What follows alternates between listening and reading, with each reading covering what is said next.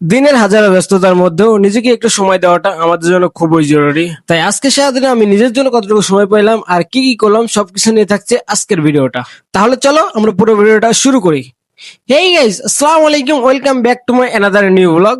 স্বপ্ন আর সংগ্রামের আরেকটি নতুন ভিডিওতে আপনাদেরকে স্বাগতম। সকাল সকাল ঘুম থেকে উঠেই আমি ছাদে চলে গেলাম। আমার আগামীকালকে যে ভেজা কাপড়গুলো দিয়ে আসলাম সেগুলো শুকাই গেছে, ওইগুলো নিচে নামানোর জন্য। ছাদে যাওয়ার পর আজকে আমি বরাবরের মতো প্রকৃতি দেখার প্রেমে পড়ে গেছিলাম। আর এই সাইড থেকে প্রকৃতিটা দেখতেও খুবই সুন্দর লাগে। নিচ দিয়ে রাস্তায় গাড়ি চলতেছে আর মানুষজন তো এদিক ওদিক দৌড়াচ্ছে, শুধু কার কোন কাজটা জমা আছে। সবাই তো কাজের জন্যই ছুটে।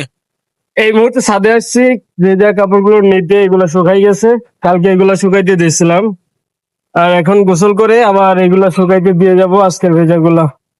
তো চলো আমরা নিচে যাই, গোসল করি, তোমরা সাথেই থাকো। প্রতিটা দিন কিছু কিছু কাজ থাকে আমাদের রুটিনের, যেগুলো আমাদের রেগুলারই করতে হয়। তার মধ্যে যেমন খাওয়া দাওয়া, গোসল করা, সকালে ঘুম থেকে উঠে ফ্রেশ হওয়া, এই কাজগুলো যেন কোনোদিনও কমে না, রেগুলার একই রুটিনে চলতে থাকে। এখন দুপুর প্রায় 2টা+ বাজে। এখন গোসল করবো, গোসল করে রিসেপশনে বসতে হবে। রিসেপশনে প্রচুর কাজ জমা আছে, এই কাজগুলো আজকে হ্যান্ড ওভার দিতে হবে। কারণ কালকে রাতে কাজ করতে পারি নাই, অনেক কাজ জমা ছিল। সেই কাজগুলো এখন ক্লিয়ার করতে হবে। আর এতক্ষণ ঘুমাইছি, রাতে ঘুমাইতে পারি না, দিনে ঘুমাই। কিছুক্ষণ আগে উঠছি, উঠেই এইমাত্র উপর থেকে কাপড় চোপড় নিয়ে নিচে আসছি। এখন গোসলটা শেষ করে তোমাদের সাথে দেখা হচ্ছে সামনের পাটে। তাড়াহুড়া করে গোসলটা শেষ করে আবার ছাদে চলে এলাম ভেজা কাপড়গুলো শুকাই দিতে। আর ছাদে এসে ওই যে শুকাই দিছি ভেজা কাপড়গুলো, এখন শুকবে, আবার কালকে এগুলো নামাবো। এই তো এখন শুরু হবে আমার ব্যস্ততম দিন। সারাটা দিনের যত পরিশ্রম যেন এখনই শুরু হয়ে যাবে। পুরো তাড়াহুড়ো করে কাজ কমপ্লিট করার জন্য একটু তাড়াহুড়ো করতেছিলাম যে আমার এই কাজগুলো জমা দিতে হবে। কাজ অনেক জমা পড়ে গেছে। সবকিছু মিলে হিসাব নিকাশ সবকিছুই যেন আমার মাথার উপর দিয়ে যাচ্ছে, বাট বুঝেই উঠতে পারতেছি না। একের পর এক ফোন, মেসেজ সবকিছু নিয়ে যেন আমি ডিপ্রেশন। তারপরে কাজটা কমপ্লিট করতে হবে, কাজটা আগের জমানো কাজ ছিল সেই কারণে। আর আমি কাজের প্রতি খুবই উদার, যে আমার কাজগুলো সময় মতো হ্যান্ড ওভার দেওয়ার জন্য আমি প্রচুর চেষ্টা করি, যাতে সবাই আমাকে অন্য মাইন্ডে দেখে, যাতে কেউ আমাকে কোনোভাবে রিড না করতে পারে। আমি মনে করি রিসেপশনে বসে থাকাটা কোনো একটা কাজ না, এটা একটা দায়িত্ব।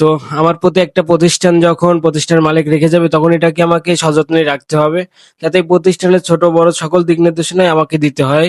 সেক্ষেত্রে আমাকে ভেবেচিন্তে কাজ করতে হয়। কোনো একটা ভুল হলে সেটাকে আমাকে আবার হ্যান্ডেল করতে হয়, যার কারণে আমি নিজে সবসময় সচেতন থাকি, অন্যদেরকে সচেতন রাখি। মানে জি জি, অবশ্যই এখান থেকে এসে নিয়ে গেছে। আমার কাছে রিসিভ আছে আপনার, আমি যে বিল পেড করছি ওটা রিসিভ আছে আমার কাছে। হঠাৎ করে একটা সাইড থেকে আমাকে কল করে বলা হচ্ছে যে আমাদের কিছু পেমেন্ট বাকি আছে একটা সাইডে। সো আমি তখন তো হতাশ হয়ে গেছি, আমি তো পেমেন্ট দিয়ে দিছি, আমার কাছে রিসিভ অবশ্যই আছে, যার কারণে আমি সচেতন। তারপর আমি বুঝাই বললাম, হোয়াটসঅ্যাপে তাদের ডকুমেন্ট আমি দিয়ে দিলাম, আমার রিসিপ্ট পাঠিয়ে দিলাম। রিসেপশনে কাজ শেষ করে আবার সন্ধ্যা হয়ে গেছে। সন্ধ্যার সময় স্যার আসছে, স্যার এসে বসার পর আমি আবার বললাম স্যার একটু আমার বাইরে যাবো, কিছু কেনাকাটা আছে, যার কারণে আমি বাইরে যাচ্ছি। আর কেন যাচ্ছি সেটা তোমরা দেখতে থাকো পুরো ভিডিওটা, তাহলে বুঝতে পারবা। আমি কেনাকাটার জন্য কোথায় যাই সেটা তো অবশ্যই তোমরা জানো, বারবার বলার দরকার নেই। তারপরে বলি যে আমি আজকে চকবাজার যাচ্ছি। আর যাইতেই মামার ঝালমুড়িটা আমি অনেকবার ট্রাই করছি, বাট এই ঝালমুড়িটা অনেক জোস লাগে। আর ঝালমুড়ির সাথে আমি নিয়েছিলাম কয়েকটা মুরগির পা, এটাও কিন্তু অনেক ইয়াম্মি। তোমরা কি জানো মুড়ির সাথে এই মুরগির পা, মুরগির কলিজা এগুলো খাইতে কেমন লাগে? তোমরা টেস্ট করে দেখো, আশা করি তোমাদের কাছে ভালো লাগবে। আর আমি চকবাজার যাওয়ার পরে দেখছিলাম প্রচন্ড ভিড়, ঈদের মার্কেটিং সবকিছু কেনাকাটা মিলে অনেক দোকানদার ব্যবসায়ীরা এসেছে।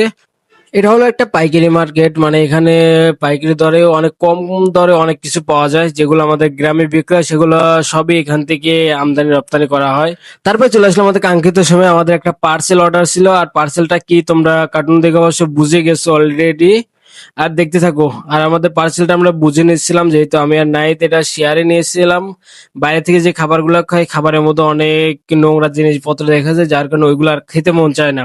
নিজেদের মধ্যে একটা বিরক্তি ধরে গেছে, যার কারণে আজকে ডিসিশন নিয়ে নিলাম যে নিজেরা রান্না করে খাবো, আর যখন বোরিং ফিল করব তখন আবার কিনে খাবো। তারপরে আমরা চলে গেলাম পুরান ঢাকার মধ্যে স্পেশাল একটা খাবার খাইতে, এটা হলো খিচুড়ি। আর এই খিচুড়িটা এতটাই ইন্টারেস্টেড যেখানে ভিড়ে পাওয়া যায় না। আমরা তো লাস্ট 12টার দিকে পৌঁছাইছি, 11টা সামথিং। তো সেই সময় যাই দেখি নাই, এটা চালুই করে 10টার পরে, রাত্রে 12টা 1টা পর্যন্ত চলে। বাট আমরা হতাশ হয়ে গেছি যে 12টা বাজেই নাই, তখন গেছি তারপরেও পাইনি। তারপরে কপালে ছিল মুরগির মাংস পাই নাই, বাট শুধু খিচুড়িটা পাইছিলাম। তারপরে খিচুড়িটা টেস্ট করার পর আমার কাছে খুব ভালো লাগছে। আসলে এই পুরান ঢাকা খাবারের জন্য বিখ্যাত, এটা আমি অনেক আগে থেকেই জানতাম। বাংলা একটা প্রবাদ বাক্য ছিল, অল্প বয়সে পাকলে বাল, দুঃখ তোমার পাকে বেশ কিছু চিরকাল। ভাই পোলা পান রিলেশনে থাকে, দেখছো কানের কোণে ফোন লাগাই নিয়ে ফুরুত ফুরুত করতেছে। আসলে কি এগুলো কি তোমার সাথে যায়? তুমি বলো, তুমি একটা ভদ্র ছেলে অভদ্রের মতো কাজ কেমনে করতে পারো? আর ভাই 1 মাস পর কথা কইতে আছে, আমার মাথা গরম আছে। একটু ন্যাচারাল শুট দাও। কি কইতেছিলা? নাহিদ এদিকে তার গার্লফ্রেন্ডের সাথে কথা বলছে, আর আমি তারা বারবার বিরক্ত করছিলাম। আসলে এই মোমেন্টটা ছিল আমাদের অনেক সুন্দর, কারণ এই ধরনের মুহূর্ত সবসময় হয় না, আর আমি খুব এনজয় করছি এই টাইমটা। মানুষ যখন নতুন নতুন রিলেশনে যায় তো কতই না মনে ফুর্তি থাকে। কোনায় কোনায় দৌড় পড়তেছে কথা কওয়ার জন্য মিস্টার নাহিদ। হেই গাইস, আসসালামু আলাইকুম। কি অবস্থা সবার? এখন রাত বসে অলমোস্ট 12টা সামথিং, 12টা 5। আর এখন আমরা কি করব? এখন আমরা একটা আনবক্সিং ভিডিও মেক করবো, যার কারণে বসে আছি। ওরে ঘুমাইতে যেতে দেয় নাই, ও 10টার দিকে ঘুমাই যায়। বাট আজকে আসে, এখানে কিছু জিনিস আছে, এগুলো আমরা আনবক্সিং করব। আর এগুলোর মাঝে কি আসলে গিফটটা কি সেটা দেখলে তোমরা হতবাক হয়ে যাবে। তো সবাই সাথেই থাকো, ব্লগটা দেখতে থাকো। Tata, bye bye.